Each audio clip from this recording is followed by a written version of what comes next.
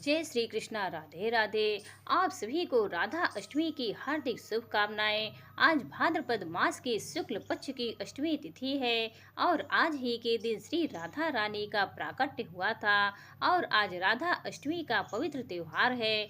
संसार में श्री राधा जैसी भाग्यवान कोई स्त्री नहीं है जिसके पति तीनों लोकों के स्वामी श्री कृष्ण सदैव उनके कंधे पर गलबैया डाले रहते हैं। जहाँ भी श्री राधा जी जाती हैं, भगवान श्री कृष्ण उनके अधीन होकर साथ साथ जाते हैं। श्री कृष्ण जी के वाम भाग में प्रकट हुई श्री राधा कठिन तप, प्रेम और सेवा करके ही श्री कृष्ण के प्रेम की स्वामिनी बनी और उन्हें प्राणों से भी अधिक प्रिय हुई हैं। आज मैं आपको सुना रही हूँ श्री राधा अष्टमी के दिन सुनी जाने वाली बड़ी ही दुर्लभ कथाएं। तो इन कथाओं को बड़ी ही श्रद्धा और प्रसन्न चित्त मन से पूरा अवश्य सुनिएगा। इन कथाओं को सुनने से मनुष्यों की सभी मनोकामनाएं पूर्ण हो जाती हैं तथा पाप और संकट कट जाते हैं। जो पुण्य 1000 कुंवारियों के विवाह से प्राप्त होता है, यानी 1000 कन्यादान करने से जो पुण्य फल मिलता है, वह राधा अष्टमी का व्रत एक बार करने से मिल जाता है।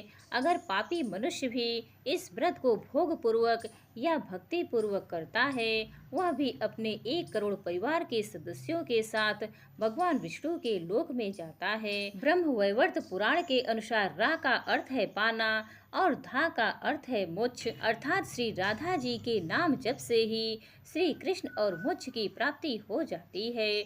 पूर्व काल में श्री राधा ने संत सुरंग पर्वत पर 1 सहस्र दिव्य युगों तक निराहार रहकर तपस्या की। इससे वे अत्यंत दुर्बल हो गई। भगवान श्री कृष्ण जी ने देखा कि श्री राधा चंद्रमा की एक कला के समान अत्यंत कृशकाय हो गई हैं। तब भगवान श्री कृष्ण करुणा से द्रवित होकर श्री राधा को छाती से लगाकर फूट फूट कर रोने लगे। भगवान श्री कृष्ण ने श्री राधा को वर देते हुए कहा, राधे, तुम्हारा स्थान मेरे वक्ष स्थल पर है, तुम यहीं रहो। मुझसे तुम्हारी अविचल प्रेम भक्ति हो। सौभाग्यमान प्रेम गौरव की दृष्टि से तुम मेरे लिए सबसे श्रेष्ठ और सर्वाधिक प्रियतमा बनी रहो। संसार की समस्त युवतियों में तुम्हारा सबसे ऊंचा स्थान है। मैं सदा तुम्हारे गुण गाऊंगा, पूजा करूंगा। तुम सदा मुझे अपने अधीन समझो। मैं तुम्हारी प्रत्येक आज्ञा का पालन करने के लिए बाध्य रहूंगा। जैसे आभूषण शरीर की शोभा है, उसी प्रकार तुम मेरी शोभा हो। भगवान श्री कृष्ण जी कहते हैं, श्री राधा मेरी परम आत्मा है, मेरा जीवन है। श्री राधा से ही प्रेम प्राप्त करके मैं उस प्रेम को अपने भक्तों में बांटता हूँ। भगवान श्री कृष्ण जी की सेवा से ही श्री राधा जी ने सबसे अधिक मनोहर रूप, सौभाग्यमान गौरव तथा श्री कृष्ण के हृदय स्थल में स्थान, उनका पतित्व प्राप्त किया है। वृंदावन लीला अपने लौकिक दृष्टि से तो श्री कृष्ण जी 11 वर्ष की अवस्था में ही ब्रज का परित्याग करके मथुरा आ गए थे। इतनी छोटी अवस्था में स्त्रियों के साथ प्रणय की बात कल्पना में भी नहीं आती और अलौकिक जगत में श्री राधा कृष्ण दोनों सर्वथा एक ही हैं। फिर भी भगवान ने ब्रह्मा जी को श्री राधा के दिव्य विग्रह का दर्शन कराने का वरदान दिया था। उसकी मूर्ति के लिए उन्होंने ब्रह्मा जी को एकांत वन में श्री राधा के दर्शन कराए और वहीं ब्रह्मा जी के द्वारा रसराज कृष्ण और महाभाव रूपी राधा की विवाह लीला भी संपन्न हुई। ये विवाहिता श्री राधा जी सदैव ही भगवान श्री कृष्ण के संग रहती हैं, परंतु छिपी रहती हैं। केवल कृष्ण कृपा होने पर ही साधक को इस युगल जोड़ी के दुर्लभ दर्शन होते हैं। पौराणिक कथाओं के अनुसार राधा माता गोलोक में श्री कृष्ण जी के साथ निवास करती थी। एक बार देवी राधा गोलोक से कहीं बाहर गई। जब वापस आई तो देखा कि कृष्ण भगवान गोलोक में नहीं हैं। उस समय भगवान श्री कृष्ण अपनी एक सखी विराजा के साथ गोलोक में घूम रहे थे। ये बात जब राधा जी को मालूम हुई तो उन्हें गुस्सा आया और वे सीधे उनके पास पहुंच गई। वहां पहुंचकर उन्होंने भगवान श्री कृष्ण को बहुत भला बुरा कहा। राधा जी का यह व्यवहार भगवान श्री कृष्ण के मित्र श्री दामा को बुरा लगा और उन्होंने राधा जी को पृथ्वी पर जन्म लेने का श्राप दे दिया। राधा रानी को इतने गुस्से में देखकर कृष्ण भगवान की सखी विराजा भी वहां से चली गई। इस श्राप के बाद राधा रानी ने बदले में श्री दामा को श्राप देते हुए राक्षस कुल में जन्म लेने का श्राप दे दिया। राधा रानी के द्वारा दिए गए श्राप के कारण ही श्री दामा का जन्म शंखचूड़ दानव के रूप में हुआ था। दानव कुल में जन्म लेने के बाद भी भगवान विष्णु का अनन्य भक्त बना। वहीं दूसरी ओर राधा रानी ने भी पृथ्वी पर वृषभानु के घर पुत्री के रूप में जन्म लिया। लेकिन राधा रानी वृषभानु जी की पत्नी देवी कीर्ति के गर्भ से नहीं जन्मी थी।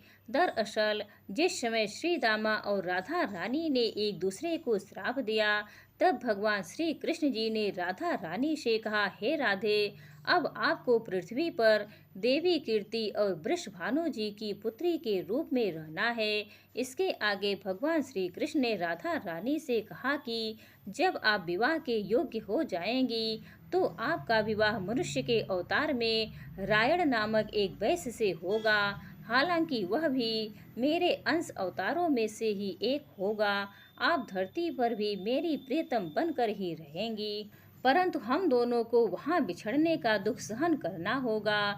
हे राधा रानी, अब आप धरती पर जन्म लेने की तैयारी करें। सांसारिक दृष्टि से देवी कीर्ति गर्भवती हुई और उन्हें प्रसव भी हुआ, लेकिन देवी कीर्ति के गर्भ में योग माया की प्रेरणा से वायु का प्रवेश हुआ और उन्होंने वायु को ही जन्म दिया। जब वह प्रसव पीड़ा से गुजर रही थी तो उसी समय महादेवी राधा रानी एक प्यारी सी कन्या के रूप में प्रकट हो गई। जिस दिन राधा रानी प्रकट हुई वह भाद्रपद शुक्ल पक्ष की अष्टमी का दिन था। इसीलिए भाद्रपद शुक्ल पक्ष अष्टमी को राधा रानी अष्टमी के रूप में जाना जाता है। इस दिन भगवान श्री कृष्ण और राधा रानी की पूजा की जाती है। इस व्रत को करने से हमें सभी सांसारिक सुख आनंद प्राप्त होते हैं। मान्यता के अनुसार इस व्रत को करने से धन की कमी नहीं होती और घर में बरकत बनी रहती है। प्रिय भक्तों, आइए अब मनोकामनाओं को पूरी करने वाली राधा अष्टमी की बड़ी ही दुर्लभ कथा को सुनते हैं। आप लोग बड़ी ही श्रद्धा से पूरी कथा सुनिएगा। प्रिय भक्तों, एक गांव में रमा नाम की एक स्त्री थी। उसके विवाह को 5-6 वर्ष हो गए थे, लेकिन उसकी कोई संतान नहीं थी। एक बार श्री राधा अष्टमी का उत्सव आया। गांव की औरतें बरसाना जा रही थी। औरतों ने कहा कि तुम भी बरसाना चलो, राधा रानी बड़ी दयालु हैं, तुम्हारी गोद जरूर भर देंगी। वह स्त्री कई महीनों से घर से बाहर नहीं निकली थी, इसीलिए उसके पति और सास ने भी उसे जाने की आज्ञा दे दी। बस उसने मन में ठान लिया कि राधा रानी मेरी गोद जरूर भरेंगी। जिस दिन उसे जाना था उसी दिन उसके पैर में चोट लग गई। चला भी नहीं जा रहा था, फिर भी वह स्त्रियों के संग यात्रा पर चली गई। सारे रास्ते राधा कृष्ण जी का जाप कीर्तन करती हुई गई और बरसाना पहुंचकर नहा धोकर राधा जी के मंदिर में जाने के लिए तैयार हुई। राधा जी के महल में जब जाते हैं तो ऊपर बहुत सी सीढ़ियां चढ़नी पड़ती है। रमा जैसे ही सीढ़ियां चढ़ने लगी तब वह स्त्रियों से बोली कि तुम लोग आगे आगे चलो, मैं धीरे धीरे सीढ़ियों से आ रही हूँ। मेरे पैर में चोट लगने की वजह से चला भी नहीं जा रहा है। 2-4 सीढ़ियाँ चढ़ने के बाद उसका पैर मुड़ गया और वह नीचे गिरने लगी। तभी एक 8 साल की कन्या ने उसका हाथ पकड़ लिया। रमा बोली, बेटी, आज अगर तुम ना होती तो मैं नीचे गिर गई होती। वह कन्या बोली, माता, ऐसे कैसे गिर जाने देती मैं तुम्हें। तब रमा ने पूछा, बेटी, तुम्हारा क्या नाम है। वह बोली, लाडो नाम है मेरा, यहीं पास में रहती हूँ। वे दोनों सीढ़ियों पर बैठ गए। लाडो कहने लगी, माता, मेरे लिए क्या लाई हो, ना कोई जान पहचान, और लाडो ऐसी बात कर रही है। फिर रमा ने कहा, लाडो, मैं कल तुम्हारे लिए कुछ न कुछ लेकर अवश्य आऊंगी, तुम्हें क्या पसंद है। तब लाडो कहने लगी, मुझे नथनी, गले का हार, कान के कुंडल, चूड़ियाँ, मेहंदी, घाघरा चोली, ये सब चीज पसंद है। कुछ भी ले आना। इतना कहकर वह बालिका भाग गई। जैसे तैसे रमा भी मंदिर में दर्शन करके लौट आई। फिर रमा उस बालिका के बारे में सोचने लगी और बाजार में उसके गले का हार और चूड़ियाँ उसके लिए ली। अगले दिन उसी जगह जहाँ लाडो उसे मिली थी, वह वहीं जाकर लाडो का इंतजार करने लगी। थोड़ी देर बाद लाडो उसको उसी जगह पर ही मिली। जैसे ही रमा ने लाडो को चूड़ियाँ और गले का हार दिया, वह बोली, बस इतनी सी ही, और चीजें नहीं लाई, और वह मुंह फुलाकर बैठ गई। तब रमा बोली, अभी मैं 8 दिन यहीं पर हूँ, रोज तुम्हारे लिए कुछ ना कुछ लाया करूँगी। ये सुनकर लाडो उसकी गोद में बैठ गई और गले से लग गई। रमा तो रोने लगी, क्योंकि उसे जैसे एक संतान मिल गई। बड़े प्यार से उसके सर पर हाथ फेरा। ऐसे ही वह फिर चली गई। रमा ने मंदिर से आकर घाघरा और चोली उसके लिए बनवाए। ऐसे ही रोज कुछ ना कुछ वह उसे देती। एक दिन रमा कहती है, अब यह सारी चीजें मुझे पहन करके दिखाओ। लाडो बोली, कल राधा अष्टमी है, मैं कल इसे पहनूंगी। इस बार लाडो के साथ एक लड़का भी आया था। उसे देखकर रमा ने कहा, आज पता नहीं मेरे मन में क्या आया, मैंने एक धोती और मुकुट मोर वाला लिया है, क्या मैं इसे दे दूं? लाडो बोली, यह कनवा है, मेरे साथ ही रहता है, हाँ तुम इसे दे दो। ऐसा कहकर वे दोनों सामान लेकर चले गए। अगले दिन राधा अष्टमी थी। जब रमा सीढ़ियों पर आई, वहां उसे आज कोई नहीं मिला, ना वो लाडो और ना ही वो लड़का। बहुत इंतजार के बाद जब वह मंदिर में पहुंची, तो वहां बहुत भीड़ थी। कीर्तन और नृत्य हो रहा था। किसी तरह भीड़ को चीरती हुई वह आगे पहुंची और वहां पहुंचकर वह राधा जी को देखा और ठाकुर जी को देखा। रमा ने जो जो चीजें लाडो को दी थी, वही सारा सामान राधा कृष्ण जी पहने हुए थे। वह पत्थर सी हो गई, आंखों से आंसू बहने लगे। बात समझते देर न लगी कि वह लाडो राधा जी और कन्हुआ कृष्ण जी हैं। स्वयं जगत के पालनहार उसके पास आते थे। राधा जी उसकी गोद में बैठती थी और उसे मातृत्व का सुख प्रदान करती हैं। वह तो जैसे बावरी सी हो गई, दिन रात लाडो लाडो करती रहती, पुकारती रहती। वह स्त्रियों से बोली, तुम लोग घर जाओ, मैं नहीं जाऊंगी। उसकी सास और पति भी उसे लेने आए, पर वह साथ नहीं गई। अब तो प्रतिदिन वह सीढ़ियों पर बैठे बैठे आंसुओं से सीढ़ियां धोती, पलकों से बुहारती थी। ऐसा करते करते उसे 30 वर्ष हो गए। एक दिन एक बालिका उसका हाथ पकड़कर ऊपर अट्टालिका में ले गई। वहां जाकर बोलती है, लो आ गई मैं ही हूँ तुम्हारी लाडो। ऐसा कहकर बाहें फैलाकर रमा को बुलाने लगी और अपने गले लगा लिया। उस दिन रमा ऐसे गले लगी कि इस पार्थिव शरीर को छोड़कर सदा के लिए अपनी लाडो के पास चली गई। बोलिए श्री राधा कृष्ण भगवान की जय। बोलिए श्री बरसाने वाले की जय। एक बार नारद मुनि ने पृथ्वी लोक पर राधा नाम की महिमा सुनी और सुना कि वह श्री कृष्ण की सबसे बड़ी भक्त है। नारद जी को लगता था कि वह श्री हरि के सबसे बड़े भक्त हैं। अपने मन की शंका का निवारण करने के लिए नारद जी श्री कृष्ण जी के पास गए। श्री कृष्ण जी तो अंतर्यामी हैं, समझ गए कि नारद जी के मन में क्या शंका चल रही है। श्री कृष्ण जी ने सोचा, नारद जी को राधा रानी के प्रेम और भक्ति का अनुभव करवाना ही पड़ेगा। जब नारद जी श्री कृष्ण जी के पास आए, तो श्री कृष्ण अपना सिर पकड़कर बैठे थे। नारद जी ने श्री कृष्ण जी से पूछा कि प्रभु आपको क्या हुआ है? तब श्री कृष्ण जी कहने लगे कि नारद जी मेरे सिर में बहुत दर्द है। नारद जी ने पूछा कि प्रभु आपके इस दर्द का निवारण कैसे होगा? तब श्री कृष्ण जी ने कहा कि अगर कोई मेरा सच्चा भक्त अपने चरणों को धोकर उसका चरणामृत मुझे पिला दे, तो मेरे सर का दर्द ठीक हो जाएगा।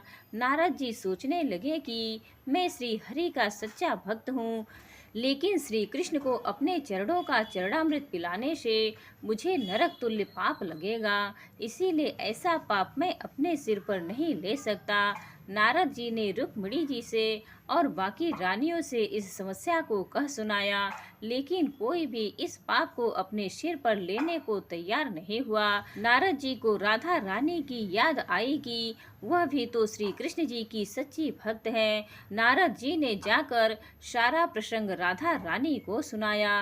राधा रानी ने उसी समय एक पात्र में जल लेकर अपने चरणों को धोकर वह जल नारद जी को दिया और कहा कि जल्दी से जाकर इसे श्री कृष्ण जी को दे दो। राधा रानी नारद जी से कहने लगी, मैं जानती हूँ कि इस बात के लिए मुझे नरक तुल्य पाप लगेगा। राधा रानी आगे नारद जी से कहती हैं, श्री कृष्ण के दर्द के निवारण के लिए मैं कोई भी पाप अपने सर पर लेने को तैयार हूँ। नारद जी श्री कृष्ण जी के पास गए तो श्री कृष्ण मंद मंद मुस्कुरा रहे थे।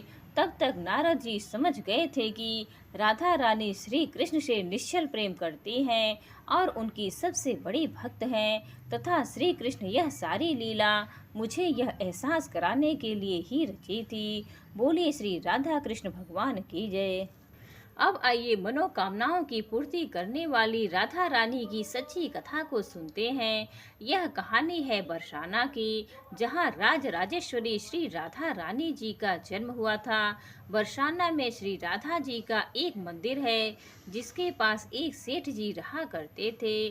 सेठ जी बहुत ही संपन्न थे, क्योंकि उनके पास सब कुछ था। आलीशान दुकान, भव्य भवन, 3 बेटे और 3 बहुएं। सेठ जी यूँ तो हर तरीके से साधन संपन्न थे, लेकिन फिर भी उनके मन में बड़ा दुख था। उन्हें हमेशा लगता था कि शायद उनकी एक पुत्री भी होती। उन्हें लगता था अगर उनकी एक पुत्री होती तो वे अपने मन की सारी बात अपनी पुत्री को बताते और पुत्री को बहुत दुलार करते।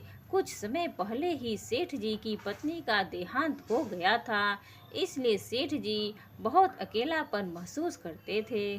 सेठ जी हमेशा अपने घर के पास स्थित मंदिर में श्री राधा जी के दर्शन करने जाया करते थे। एक दिन जब सेठ जी मंदिर में श्री राधा जी के दर्शन करने गए तो उसी समय मंदिर में एक संत पधारे थे। सेठ जी को कुछ उदास देख संत ने सेठ जी से पूछा, उदास क्यों हो बेटा? सेठ जी बोले, महाराज मेरी कोई बेटी नहीं है, इसीलिए मैं उदास हूँ। संत मुस्कुराए और बोले, यदि जीवन में किसी का अभाव है तो उसकी जगह भगवान को बैठा देना चाहिए। सेठ जी बोले, महाराज मेरी तो कोई बेटी ही नहीं है, तो मुझे क्या करना चाहिए? संत बोले, अरे सेठ जी, जब तुम्हें बरसाने में वास मिला है तो तुम बरसाने की बेटी श्री राधा रानी जी को ही अपनी बेटी क्यों नहीं मान लेते? संत की यह बात सेठ जी को बहुत पसंद आई। उसी दिन सेठ जी ने श्री राधा जी का एक बड़ा सा चित्र मंगवाया और उसे अपने कमरे में लगा लिया। अब तो सेठ जी का जीवन ही बदल गया। वे उठते बैठते सोते जागते श्री राधा जी को अपनी बेटी मानकर उनसे बातें करने लगे। उन्हें अपनी पुत्री को हर बात बताने में बहुत आनंद आता था।